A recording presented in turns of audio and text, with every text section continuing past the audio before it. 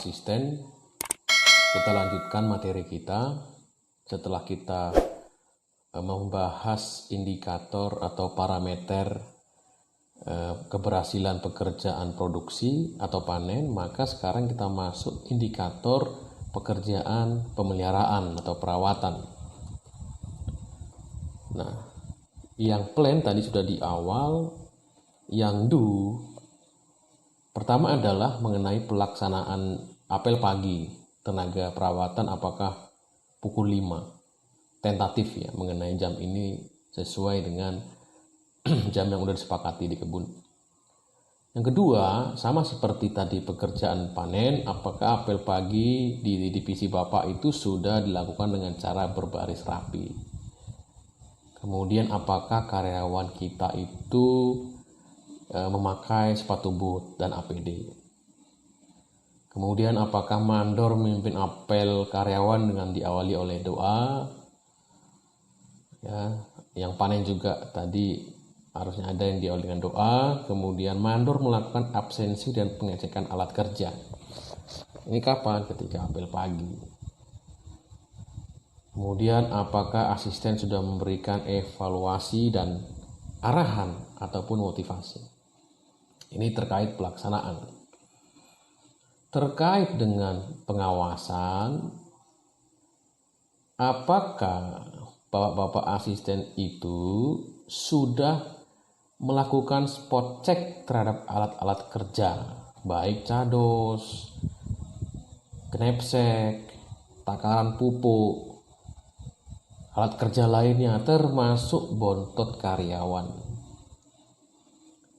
Kalau sudah dilakukan, maka ini merupakan indikator keberhasilan dari divisi bapak-bapak sekalian. Kemudian apakah asisten dan mandor melakukan cek pengacakan, cek teknis kerja, cek output, cek keselamatan kerja. Kemudian apakah asisten melakukan namanya simulasi pekerjaan ketika di pagi hari, ketika mau melakukan pekerjaan, apalagi terkhusus karyawan baru, tenaga rawat baru, ini perlu namanya simulasi.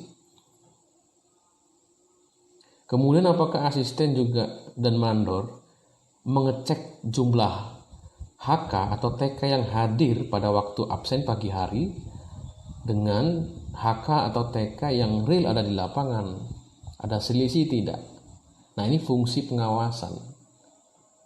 Ya, kalau sudah dilakukan, maka bisa dikatakan bahwa keberhasilan pekerjaan perawatan dari sisi proses sudah berjalan. Selanjutnya adalah indikator keberhasilan administrasi. Apakah mandor sudah mengisi administrasi buku kerja mandor dengan rapi dan akurat ya, sesuai dengan yang di lapangan? Apakah mandor sudah mengisi buku prestasi kerja benar dan up to date? Apakah bapak asisten itu sudah memastikan atau sudah anggotanya sudah mengisi buku daily cost book ya, ini biaya harian.